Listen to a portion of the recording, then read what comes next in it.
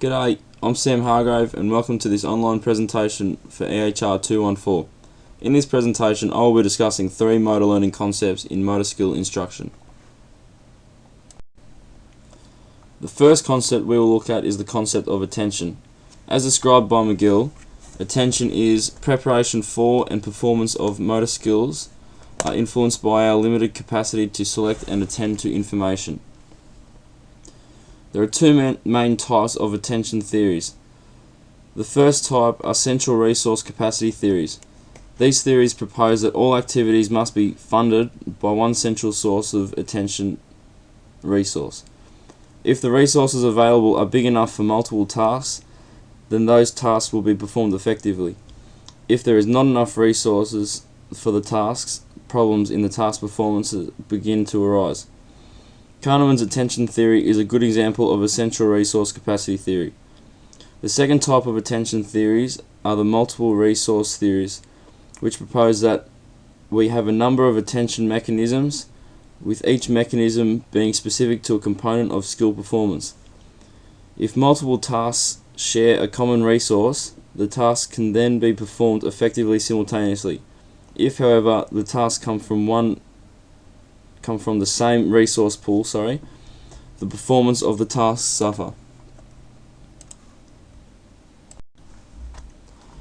Understanding attention and the specific attention requirements of performance situations will better allow practitioners to design and implement more effective training methods that will have a direct skill transfer from training to competition. Attention skills are usually developed based on the amount of experience that a participant has in performing a motor skill, i.e., the more experience a learner has in performing a motor skill, the better they will be at performing that task.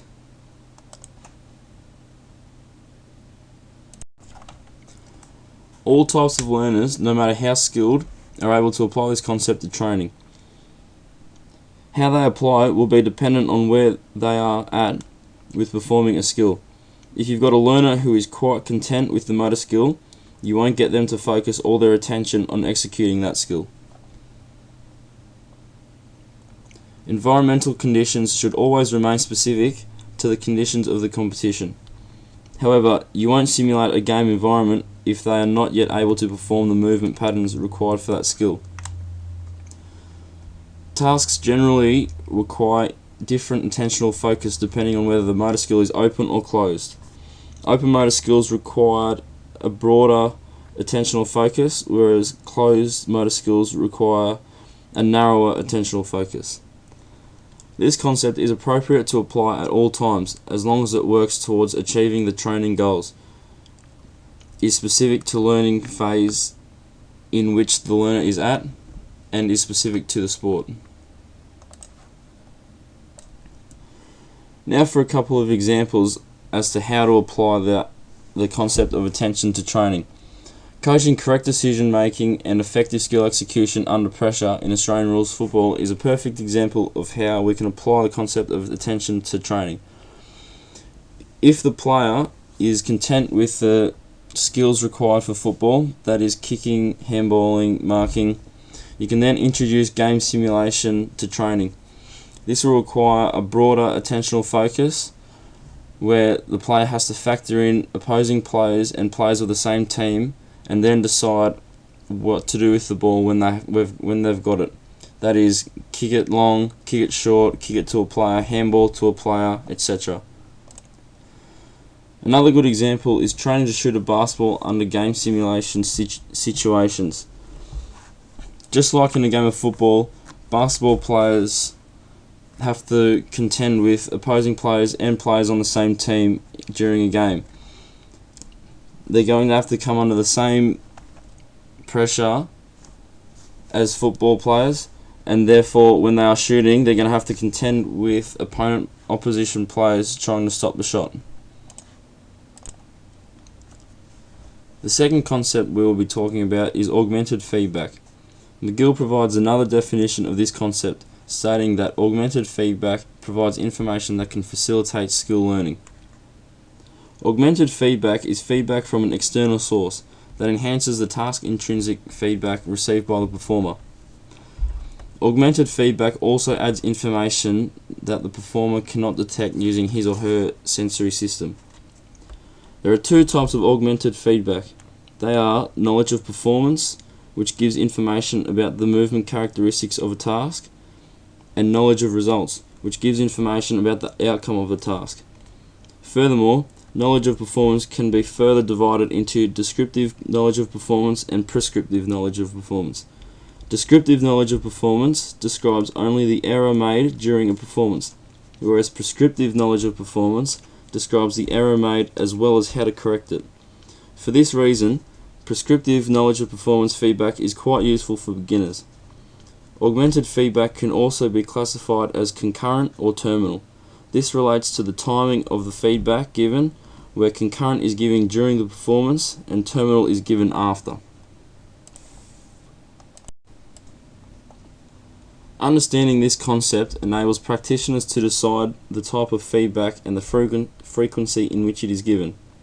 It enables the learner to understand what movement characteristics need improving when task intrinsic feedback is not providing enough information. Task intrinsic feedback will provide the learner information about how they move to execute a skill, regardless of whether the goal was achieved or not. Sometimes the sensory information gathered isn't enough for the learner to assess their own mode of performance. Because augmented feedback provides extra information to a learner about their performance, they can then use this information to enable them to improve their movement patterns. Augmented feedback can be given to all learners at any phase of the learning process. However, the more efficient a learner becomes in performing a motor skill, the less they will rely on augmented feedback. This is because as the learner begins to perform a motor skill automatically, the task intrinsic feedback they receive is sufficient enough to determine the success of the movement pattern. Augmented feedback can be given at any time as long as it does not distract the performer from their performance of the task. Generally, concurrent augmented feedback is more appropriate for open motor skills, and terminal augmented feedback for closed motor skills. It is impractical to think that concurrent augmented feedback could be given during a closed motor skill where a narrow attentional focus is critical to success. One example of how to apply augmented feedback to training is coaching a racing driver how to approach certain corners on a track. Now, there are two ways this can happen. This can be concurrent feedback, where a co-driver may be in the co-driver's seat, giving constant feedback as to their car's position, their pace, the corners coming up.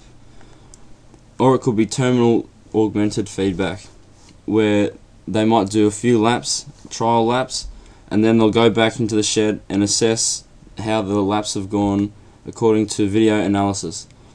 Here they can provide feedback such as the car wasn't wide enough in a corner, they did not brake early enough, they didn't accelerate out of the corner early enough, things like that. Another example is correcting minor faults in shot technique during a golf game. Now, because golf is a closed motor skill, the feedback given will be terminal or augmented feedback. This is because you don't want to be talking to the golfer as he's doing the shot. It's going to put him off, it's going to distract him. So what might happen is the player will play their shot, and then a coach or a caddy may give advice as to what he may have done wrong. He might not have gotten under the ball enough, his grip might have been a little bit low for the shot, things like that. The last concept we will look at is demonstration and verbal instruction.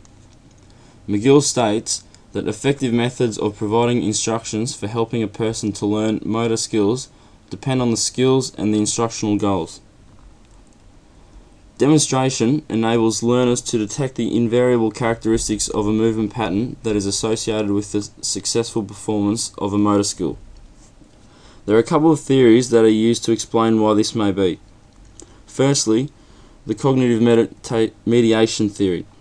This theory states that learners translate the demonstration information and store it in their memory, where they then use that information to perform the skill. The second theory is the dynamic view of modelling, which describes the visual system automatically processing the movement demonstrated in a way that enables the motor control system to copy the movement. Demonstration and verbal instruction are both effective methods of communicating to the learner how to perform a motor skill. They enable the learner to better plan for movement patterns that are required for a motor skill. It is important for practitioners to utilize this concept effectively in order to get the best learning results from the learner. It enables more efficient learning and skill development. Demonstrations need to be a high priority when teaching beginner learners new motor skills. As the learner becomes more efficient in the motor skill, they rely less on demonstrations. This is because the movement pattern they have learned has been stored in their memory as procedural knowledge. Demonstration is more effective when teaching closed motor skills, as this gives the practitioner time to demonstrate in between motor skill performances. Whereas verbal cues are more effective during open motor skills, as it gives the learner sufficient instruction during the motor skill performance. One example of how to apply demonstration and verbal instruction to coaching is when teaching a squat to a new client. Demonstration is critical in ensuring that the performer understands the movement patterns required. Verbal cues are also a useful tool in teaching a correct squat technique. Dropping the chest in a squat can occur as the squatter begins to fatigue. A clear and concise verbal cue, such as saying chest, can be all that is required to remind the squatter to stick their chest out and reduce the force placed on the vertebral column. Another good example is teaching a new cricket shot to a beginner. Cricket is such a technical sport and requires much practice to ensure efficient movement patterns. For example, in a front foot cover drive, you want your front heel to land first, your knee bent, your weight over your front foot, your head in line with the ball, and a high front elbow whilst executing the shot. These skills will be better developed if the coach can effectively demonstrate and verbally communicate what is required.